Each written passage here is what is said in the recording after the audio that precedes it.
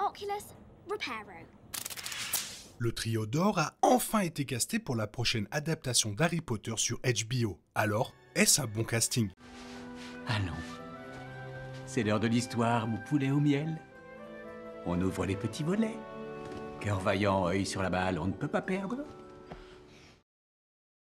Au début des années 2000, nous avons vu ces acteurs grandir à l'écran, et leurs visages sont indissociables de ceux des personnages qu'ils ont incarnés. Harry Potter, Hermione Granger et Ron Weasley sont sans doute les personnages adolescents les plus emblématiques du genre fantastique, et le casting des films Harry Potter a contribué à cette réussite. Aujourd'hui, une nouvelle vague d'acteurs s'invite pour apporter une touche de nouveauté à ces rôles cultes dans la série Harry Potter sur HBO. Des dizaines de milliers d'enfants ont auditionné pour incarner Harry, Hermione et Ron dans la série, mais seuls 3 ont été sélectionnés. Francesca Gardiner et Mark Millod, showrunners et producteurs exécutifs de la série, ont annoncé qu'après une recherche extraordinaire menée par les directrices de casting Lucy Bevan et Emily Brockman, les rôles d'Harry, Hermione et Ron ont été attribués respectivement à Dominic McLaughlin, Arabella Stanton et Alistair Stout. En observant ces acteurs, on constate des différences et des parallèles apparents avec leur homologue du film Harry Potter original. Les livres Harry Potter décrivent Ron Weasley comme un garçon grand et mince, aux cheveux roux, aux nombreuses taches de rousseur et au long nez. Bien sûr, le détail le plus crucial est la couleur des cheveux de Ron, car c'est un trait caractéristique des Weasley. Dans les livres, la maigreur de Ron contribue à la maladresse générale du personnage, et sa grande taille renforce la dynamique unique de leur amitié, Ron étant souvent jaloux de la célébrité de Harry. La chevelure de Rupert Grint dans les films Harry Potter correspond parfaitement à la description du personnage dans les livres. Toutefois, l'acteur est bien plus trapu que Ron dans les livres. De plus, Grint n'a pas de tache de rousseur particulière et a un nez plus large que celui, long et fin, décrit pour Ron. Malgré tout, Grint convenait parfaitement à ce personnage, apportant une touche d'humour brut au rôle. Les cheveux roux d'Alistair Stout le qualifient sans aucun doute pour incarner Ron Weasley dans la série Harry Potter. Il ressemble quelque peu à Grint par sa corpulence et semble avoir un nez large et un visage rond similaire, ce qui ne correspond pas tout à fait à la description de Ron dans les livres Harry Potter. Toutefois, Stout a beaucoup plus de taches de rousseur que son homologue du film. Difficile de dire si le nouveau Ron de la série apportera au personnage les mêmes espiègleries que Grint, puisqu'il s'agit du premier rôle important de Stout. Comme son prédécesseur, Ron Weasley marquera pour l'acteur ses débuts dans le métier d'acteur.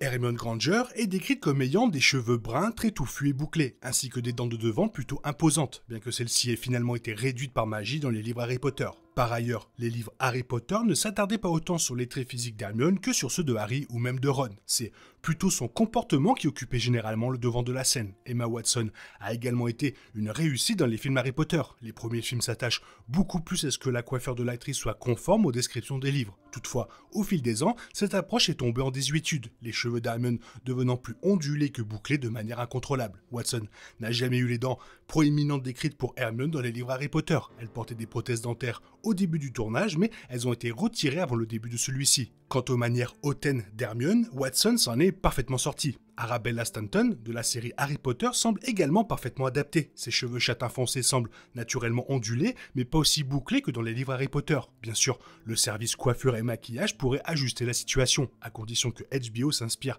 davantage des livres que du style d'Hermione des films Harry Potter. Parmi ces nouvelles costards de Harry Potter, Stanton est celle qui possède la plus grande expérience d'actrice, ayant joué dans la production de Matilda, la comédie musicale du West End de 2023-2024. Cela lui donne une longueur d'avance sur Watson, qui débutait dans le métier d'actrice lorsqu'elle incarnait Hermione dans Harry Potter à l'école des sorciers. Compte tenu de la précocité de Matilda sur scène, Stanton devrait pouvoir facilement incarner une Hermione fidèle au livre. Dans les livres Harry Potter, Harry est décrit comme petit et maigre, avec des genoux noueux, des cheveux d'un noir de gy en bataille et des yeux vert vifs. Ces détails sont finalement très importants, car ses cheveux noirs et ses lunettes le relient à son père, James Potter, tandis que ses yeux verts le relient à sa mère, Lily. Le fait qu'Harry soit toujours considéré comme plutôt petit pour son âge contraste avec son statut de héros, mais le rend également rapide et agile, parfait pour un attrapeur de Quidditch. Daniel Radcliffe était un candidat idéal pour les films Harry Potter à la fin des années 90. Ses cheveux noirs et épais, ainsi que son côté magique, étaient absolument parfaits pour Harry. Radcliffe était également relativement petit par rapport à ses partenaires. La principale différence entre l'acteur et son personnage résidait dans la couleur de leurs yeux. Radcliffe a les yeux bleus et les films Harry Potter n'ont fait que peu d'efforts pour les adapter au vert vif décrit pour le personnage de Harry. Dominic McLaughlin, le nouvel acteur choisi par HBO pour incarner Harry, ressemble un peu moins au personnage du livre qu'à son homologue du film Harry Potter. McLaughlin a les yeux châtain clair et ses yeux semblent d'un bleu grisâtre plutôt que vert. Il est également couvert de nombreuses taches de rousseur, ce qui n'est pas le cas de Harry. Pourtant, De nos jours, aucune de ces qualités n'est un obstacle au casting. Ses cheveux peuvent être teints et la couleur de ses yeux peut être corrigée grâce à des lentilles de contact ou des effets spéciaux numériques. Le critère le plus important ici, c'est sans doute son talent d'acteur, avant d'être choisi. Pour les films Harry Potter, Radcliffe avait joué dans la mini-série télévisée David Copperfield, en plus de quelques petits rôles au théâtre. Bien que son CV soit relativement court, la qualité magique qu'il a apportée à ses rôles a contribué à son choix. McLaughlin a une liste encore plus courte de performances passées sur lesquelles s'appuyer. Outre la série Harry Potter, l'acteur n'a participé qu'à un seul autre projet, le film Gros, qui devrait sortir à l'automne 2025, plusieurs mois après l'annonce du casting de McLaughlin pour Harry Potter.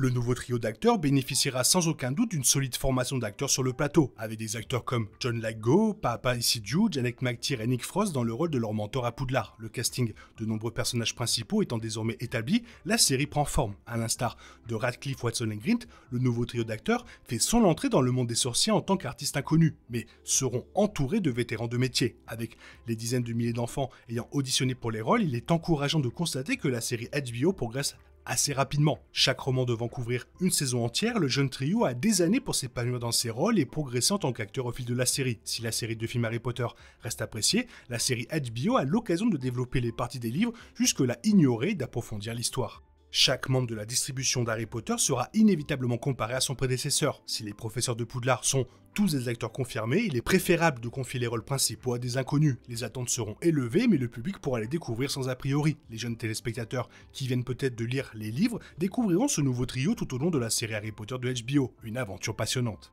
Le casting du trio d'or prouve que le tournage de la série pourrait débuter dès cet été. Comme prévu, si les 3 acteurs récemment annoncés seront les personnages principaux de la série, ils ne sont pas les premiers à rejoindre la prochaine version d'Harry Potter. Jusqu'à présent, la série a déjà accueilli plusieurs personnages adultes, mais il reste encore beaucoup de travail pour caster par exemple Malfoy ou les Weasley.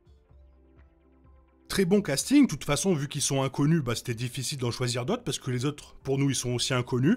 Donc, très bon casting pour la série HBO. Du coup, ça fait plaisir, parce que ça veut dire que Voldemort, on va bientôt savoir qui ça va être, etc., etc. Et ça fait grave plaisir. Toi, qu'est-ce que tu penses de ce casting ? Fais-le moi savoir dans la zone commentaire. Et comme d'habitude, bisous, bisous, bye bye, et... Allo Amora. Il est impossible de compter sur les autres de nos jours. On est obligé de tout faire soi-même. Je me trompe? Rien de grave. J'avais tout prévu. Où va le monde? Je vous le demande.